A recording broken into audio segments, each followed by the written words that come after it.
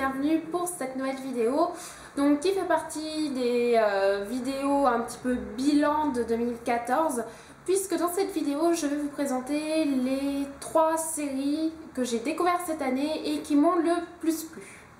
Alors cette année j'ai découvert un grand nombre de séries comme toutes les années, et il y en avait donc 9 qui se sont détachées du lot. Et parmi ces 9, donc j'ai sélectionné les 3 qui m'ont le plus plu, qui m'ont le plus marqué. Et donc j'avais envie de vous les présenter afin de vous inciter à les découvrir. En deuxième position, encore une série de fantasy publiée cette fois-ci chez les éditions Lumen. Il s'agit de Withershins, dont j'ai lu le tome 1, Le Pacte de la Voleuse, mais aussi le tome 2, mais je ne l'ai pas, il est parti dans la palle de ma mère. Donc il s'appelle Le Pacte du Mensonge. Donc voilà, publié par les éditions Lumen et écrit par Harry Marmel. Donc chaque tome coûte 15 €. Et voilà, donc ils sont assez épais. Bon, c'est pas écrit très gros par contre. Alors j'ai beaucoup aimé ces 2 premiers tomes. J'ai notamment aimé l'univers proposé par l'auteur. Donc il s'agit d'un univers avec des dieux. Enfin, oui, c'est aussi un peu des dieux quand même, puisque le personnage de Withershins est en fait lié à un dieu dont elle est l'unique adoratrice, on peut dire. Et voilà, du coup voilà, c'est un petit peu ça l'univers. Withershins est un personnage très fort, un petit peu beaucoup entêté, qui se retrouve mais vraiment malgré elle, et à chaque fois en plein milieu de complot, elle n'a rien demandé mais ça lui tombe toujours dessus. C'est vraiment pas de peau. Et du coup elle se retrouve toujours prise dans des aventures dont elle ne sait pas trop comment sortir. Voilà, donc franchement c'est un univers qui est très sympa, avec des personnages secondaires et un personnage principal très attachant, très prenant. C'est pas une série en happy end du tout. Ça se conclut assez tristement à chaque fois, mais voilà, c'est ça que j'aime bien, parce que c'est une série young adulte, mais tout n'est pas facile, tout n'est pas simple et tout n'est pas rose. Voilà, c'est pas ça se finit, tout est bien qui finit bien. Voilà, l'auteur ne donne pas du tout ce ton-là, et j'ai bien aimé. C'est un univers donc qui m'a beaucoup pris. L'ambiance du livre est vraiment très sympa. Et voilà pour ma meilleure découverte série en 3e position. Donc si vous avez envie de découvrir, si vous hésitez, franchement c'est vraiment très sympa et je vous la recommande. Donc en position numéro 3, une série de fantasy publiée aux éditions Milady. Si je vous dis que ce sont des hardbacks qui sont des superbes couvertures et qu'il s'agit de réécriture de contes, je suis sûre que tout le monde voit de quelle trilogie je veux parler. Il s'agit de la trilogie de Sarah Pimborous, donc Contes des Royaumes, dont voici les 3 livres que j'ai dans ma palle. Donc avec le tome 1, Poison, le tome 2, Charme, et le tome 3, Beauté, donc celui-ci que j'ai lu en janvier 2015 et qui est le seul des 3 à avoir eu un coup de cœur, pour lequel j'ai eu un coup de cœur, mais les 2 premiers sont vraiment géniaux. J'ai vraiment adoré donc toute cette trilogie. L'auteur ouvre les festivités avec son tome 1, donc Poison, qui est une réécriture du conte de Blanche-Neige. Alors certes, il y a le conte de Blanche-Neige dedans, mais il y a aussi plusieurs autres contes. Donc il me semble qu'il y a Hansel et Gretel, ou voilà, divers petits contes comme ça, que j'ai trouvé très intéressants parce que je m'y attendais pas. Et voilà, j'ai été très surprise et en bien. Au niveau de la réécriture même du conte de Blanche-Neige, on a beaucoup le point de vue de la belle-mère, donc Lilith, qui est certainement le personnage que j'ai peut-être pas préféré du livre, mais en tout cas que j'ai nettement plus apprécié que Blanche-Neige, parce que Blanche-Neige, franchement, elle est un peu voilà, un peu spéciale comme personnage. Elle m'a vraiment agacée. Et voilà, donc l'auteur nous propose cette réécriture qui n'est pas si jolie que ça, dans le sens où voilà, tout n'est pas rose. Elle y incorpore quelques scènes de sexe, mais pas trop non plus. Je m'attendais vraiment à beaucoup plus par rapport aux chroniques que j'avais pu voir. Et au final, non, ça prend pas trop de place. Oui, il y en a. Je pense que c'est le tome où il y en a le plus, mais il y en a pas trop. En tout cas, j'ai trouvé. Et donc, j'avais beaucoup apprécié ce premier tome, qui est, paraît-il, le moins bon des 3. Personnellement, je sais pas. Peut-être. Mais voilà, il est quand même vraiment bien.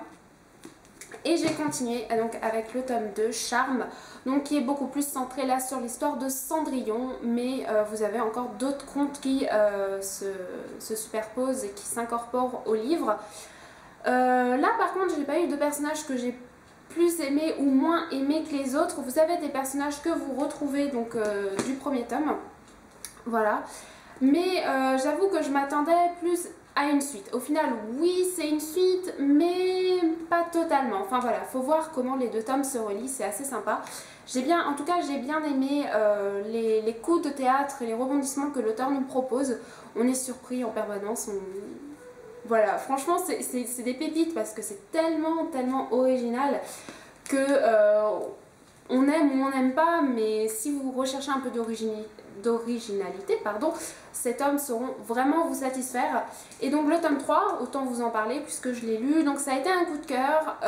J'ai été surprise parce qu'il s'agit d'un prologue et non pas d'une suite aux deux autres tomes. Et en même temps j'ai été surprise, j'ai bien apprécié, mais je suis un petit peu déçue parce que à la fin du tome 2 on attend quelque chose.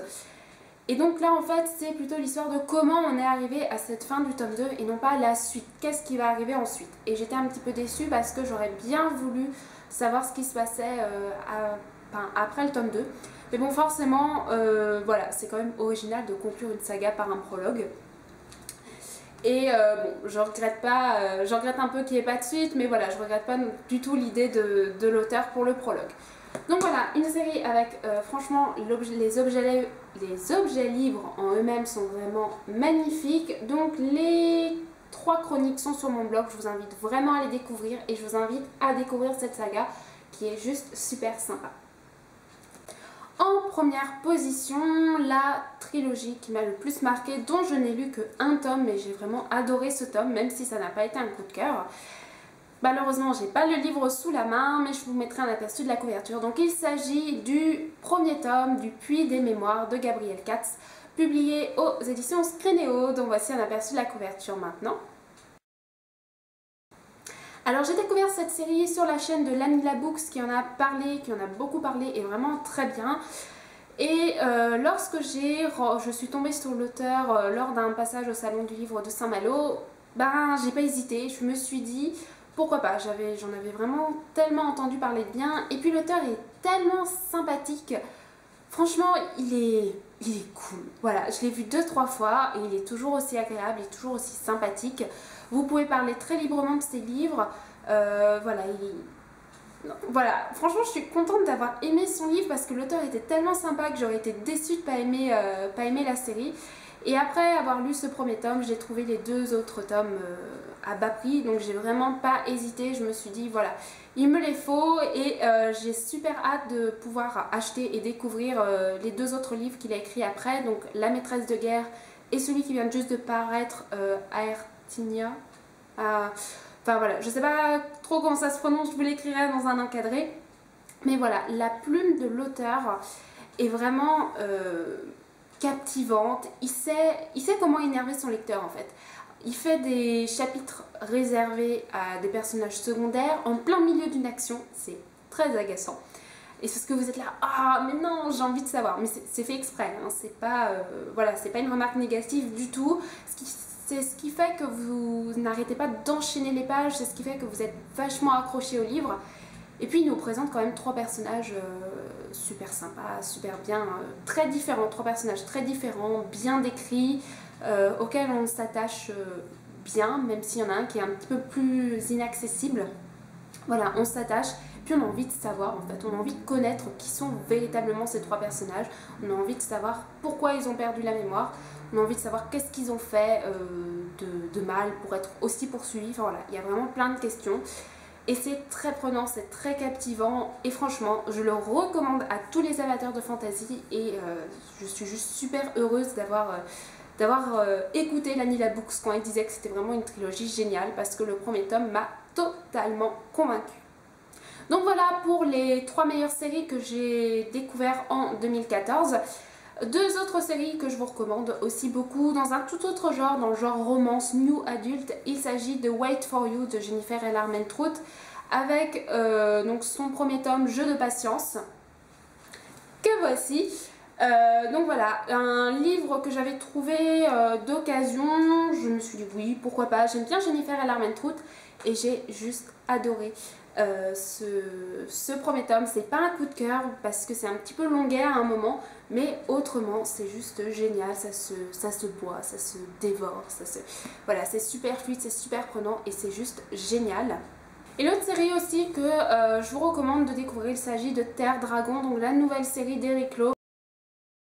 Encore de la fantasy, mais voilà, alors là c'est un livre young adulte jeunesse qui se lit vraiment très vite, c'est très fluide, c'est très rapide, parfois un petit peu trop parce que du coup ça s'installe un petit peu trop vite.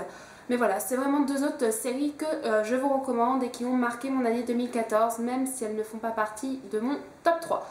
Donc voilà, j'espère que cette vidéo vous aura plu. N'hésitez pas à me dire en commentaire si vous aimez bien ce format de vidéo ou pas du tout. Si, voilà, qu'est-ce qui vous a plu, qu'est-ce qui vous a moins plu dans cette vidéo. En tout cas, je vous fais à tous de gros bisous et je vous dis à la prochaine pour une future vidéo. Bisous bisous.